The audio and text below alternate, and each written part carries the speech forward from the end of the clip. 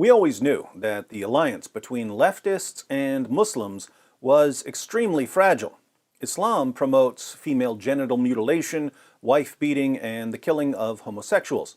Leftists are generally pro-feminist and pro-LGBT. How could these two groups possibly be fighting for the same cause? Well, it's easy. If they're focused on a common enemy, they can temporarily ignore their differences, form a shaky alliance, and pretend to be friends as they bring down opponents that don't agree with leftists or Islam.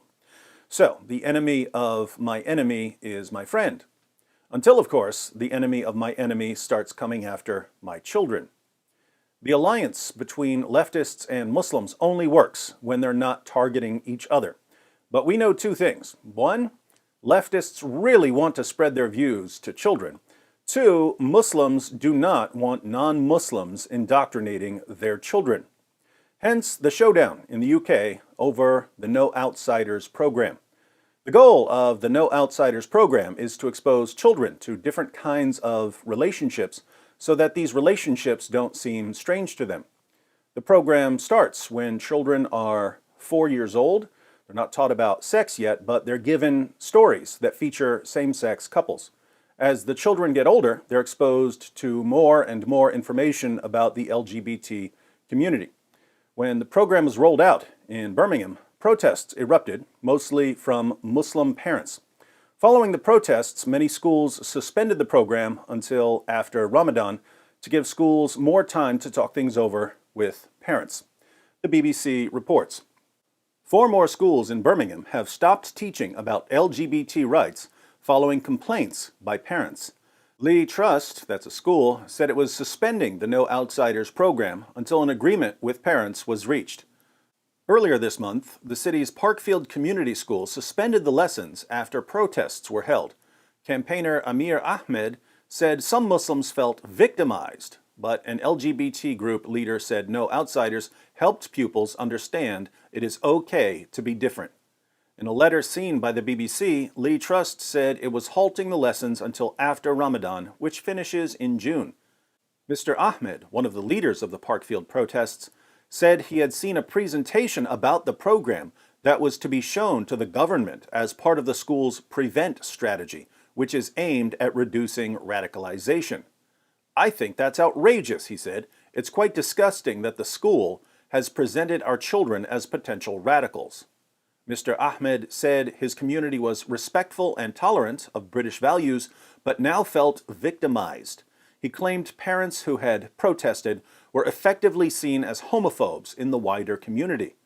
Fundamentally, the issue we have with No Outsiders is that it is changing our children's moral position on family values, on sexuality, and we are a traditional community. Morally, we do not accept homosexuality as a valid sexual relationship to have. It's not about being homophobic. That's like saying if you don't believe in Islam, you're Islamophobic. Notice Mr. Ahmed says that the Muslim community feels victimized by the program and by the reaction to the protests. Muslims are feeling victimized and marginalized. Not a good feeling. What about the LGBT community? BBC headline: LGBT people never felt more vulnerable in Birmingham. People who identify as LGBT say they have never felt more vulnerable in Birmingham following protests against same-sex relationship education. Some Muslim parents have been protesting since January against the No Outsiders program at Parkfield Community School in Alum Rock. A West Midlands police officer said the protests did not constitute a hate crime despite coming very close. Some members of the LGBT community were critical of the protests' policing. More than 100 people attended an open meeting on Thursday in Birmingham's gay village, the majority of whom agreed they felt increasingly threatened, anxious, and frightened. Birmingham LGBT said it had recorded a rise in hate crime. However, Inspector Matt Crowley said protests outside Parkfield School did not constitute a crime despite coming very close to that line. He said policing hadn't been perfect, but the force took hate crime very seriously. For several weeks, parents, mostly of Muslim faith, have been calling on the school to scrap the program that teaches children about same-sex couples through storybooks. They said they believed the subject was undermining parental rights and authority and said the lessons were toxic and disgusting. So, members of the LGBT community in Birmingham have never felt more vulnerable than they feel right now due to Muslim protests and an increase in hate crimes. Muslims are feeling victimized and persecuted and are concerned about their children. As long as leftists and Muslims were focused on a common enemy, they got along famously. Now that their conflicting values are rising to the surface, the tension is building.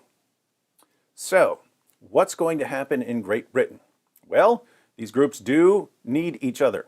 Muslims need leftists to help them silence critics of Islam. Leftists need Muslims to back their political candidates. But now we've got leftists starting to accuse Muslims of homophobia and Muslims starting to accuse leftists of Islamophobia. Something's got to give here. Which side is going to back down first? Leftists, obviously.